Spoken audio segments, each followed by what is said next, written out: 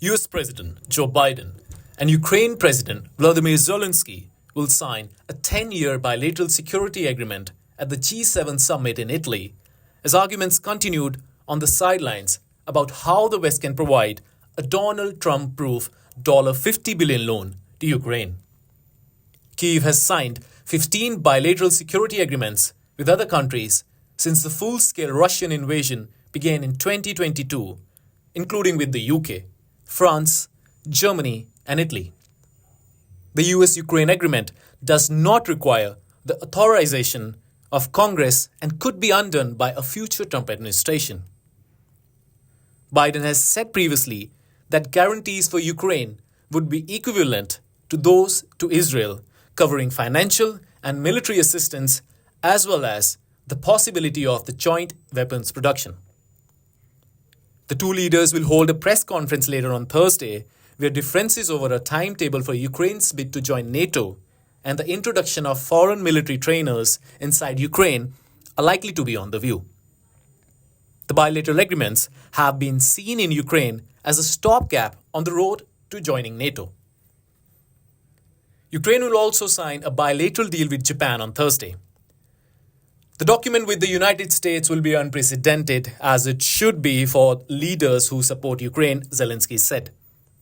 As with the other bilateral pacts, the agreement with the US will not require America to come to Ukraine's defensive attack, but it could make it easier for Ukraine to enter into peace negotiations with Russia, as Kyiv would have some assurance about the help it would receive in the event of a further Russian attack. Ukraine has had bitter experience of such agreements. Signatories to the Budapest Memorandum in 1994, which called for respect for countries' independence and sovereignty, did not come to Ukraine's defense when Russia annexed Crimea in 2014. The bilateral security agreements state that in the event of a future Russian attack against Ukraine, the parties will consult within 24 hours to determine measures to counter and deter the aggression. A future attack is not defined.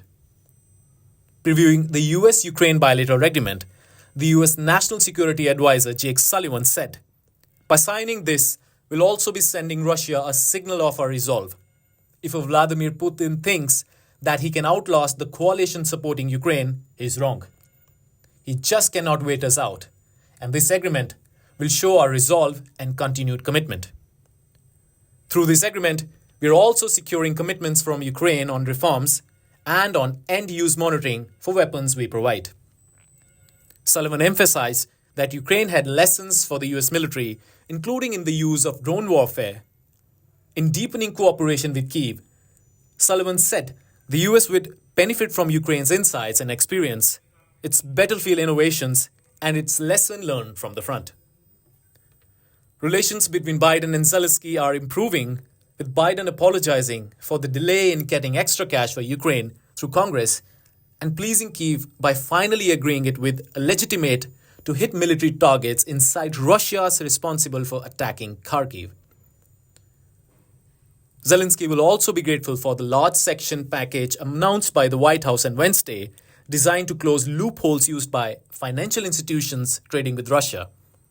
The US justifies broadening sanctions on the basis that Russia has turned its entire economy to a war economy.